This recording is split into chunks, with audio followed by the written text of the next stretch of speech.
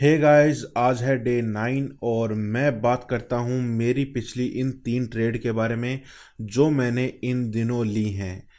मैंने इन 3 दिनों में 3 ट्रेड ली हैं जिनका मैं आपको क्या ही बताऊँ क्या सीन रहा है, आप देखिएगा।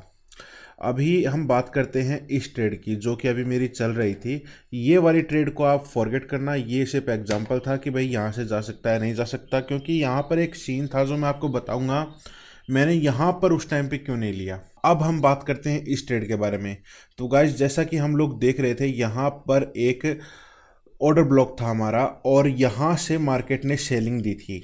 ठीक है, हमारा इस पे क्यों नहीं एंट्री बनी, हमारी एंट्री इस वाले पे क्यों नहीं बनी। फर्स्ट वाले पे अगर हम यहाँ पे ले लेते 1:3 का टारगेट हमें आराम से मिल जाता, लेकिन हमने यहाँ पे इसलिए नहीं लिया क्योंकि उस टाइम पर अपना जो बिटकॉइन है वो ऑर्डर ब्लॉक नहीं टच करा था। देखो, ये वाला जो सिनेरियो है, यहाँ पर बिटकॉइन ने ऑर्डर ब्लॉक नहीं टच किया था, इसीलिए हमने यहाँ पे ट्रेड नहीं ली। हमको लगा रिस्की हो सकता है कि ये यहाँ पे थोड़ा ऊपर निकल जाए, रिजेक्शन ब्लॉक बना दे, ऐसा कुछ भी सीन यहाँ पे हो सकता है, इसलिए हमने यहाँ पे नहीं ली। फिर हमने एक लिमिट ऑर्डर लगा दी जो कि हमारी यहाँ पे एग्जीक्यूट हुई। फिर हमने एक लिमिट ऑर्डर लगा दिया ईटीएच में सेलिंग का कि यहाँ पे हमारा जब मार्केट आए तो हमारा ऑर्डर एग्जीक्यूट हो जाए, और प्रॉपर यहाँ पर हमारा जो है ऑर्डर एग्जीक्यूट हो चुका था। लेकिन इस बार फर्स्ट बात यह है कि हमारा टारगेट बड़ा था। हमने ये सोचा था कि भाई ज़्यादा नहीं तो इस वाले ऑर्डर ब्लॉक के पास मार्केट को आना चाहिए। ठीक है, उस टाइम पे मैंने अपना स्टॉप लॉस इस एरिया के ऊपर लगाया था और अपना टारगेट जो है वो यहाँ पे लगाया था, इस एरिया के पास, कि 2650 के आसपास मार्केट आए और यहाँ पर मेरा हो। लेकिन आप देख ही सकते हो क्या किया है इसने। मेरे को 1:3 का टारगेट भी इसने नहीं दिया है, जो कि मेरा प्रॉपर रिस्क रिवॉर्ड है। वो तो आपको पता ही है कि 1:3 का रिस्क रिवॉर्ड तो मैं लेता ही लेता हूँ। तो गाइज, हुआ क्या, अभी कोस्ट टू कोस्ट मेरा निकल चुका है। कोई प्रॉब्लम नहीं है, कोई बात नहीं है। चलो, मैं मानता हूँ कि मार्केट अप ट्रेंड में जाने के लिए तैयार हो रहा है। हो सकता है मार्केट यहाँ से अप ट्रेंड की ओर निकले और ये वाला ऑर्डर ब्लॉक ले, उससे पहले कहीं भी नहीं रुकेगा मार्केट। यहाँ तक जाने के चांसेस मार्केट के बनेंगे। ठीक है, अब मैं पिछली 2 ट्रेड्स की बात कर लेता हूँ जिनमें मुझे लॉस लगा था। ये सब एग्जांपल हैं गाइज, इनको आप चेकआउट मत करिए, ये थोड़े एग्जांपल हैं। ये वाला जो ट्रेड था वो मैंने लिया था। अब मैं इस ट्रेड की बात करता हूँ जो कि मैंने ईटीएच में बाइंग का ट्रेड लिया था अपना 18 फरवरी को।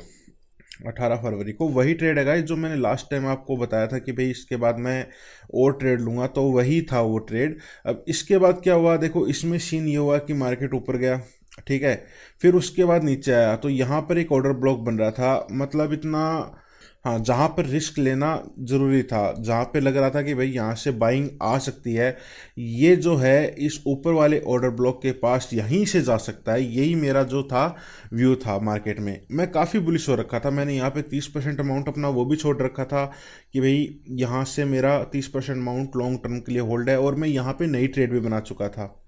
तो यहाँ पर मेरा फर्स्ट स्टॉप लॉस हिट हुआ। और दूसरी जो ट्रेड है मैं उसके बारे में बात करूँगा, वो थी अपनी ये वाली ट्रेड, ETH, सॉरी, सोल की ट्रेड। सोल में हमने सेलिंग की पोजीशंस ली थी क्योंकि सोल काफ़ी डाउन था। सोल इतनी अच्छी अप की मूवमेंट नहीं दे रहा था जितनी अच्छी डाउन ट्रेंड में मूवमेंट दे रहा था। और इस टाइम पे आप देख सकते हो 19 फरवरी 13:25 का टाइम है ये।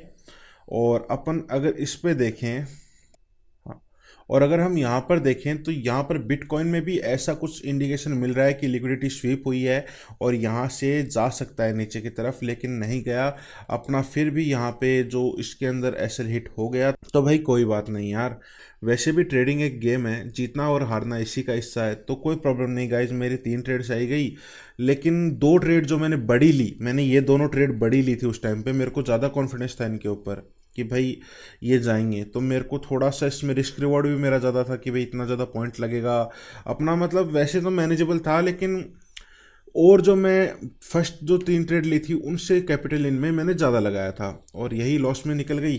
फिर अब इस कॉस्ट वाली को काट के और सारे चार्जेस वार्जेस काट के अपना कैपिटल जो है वो 1100 के आसपास आ चुका है वापस।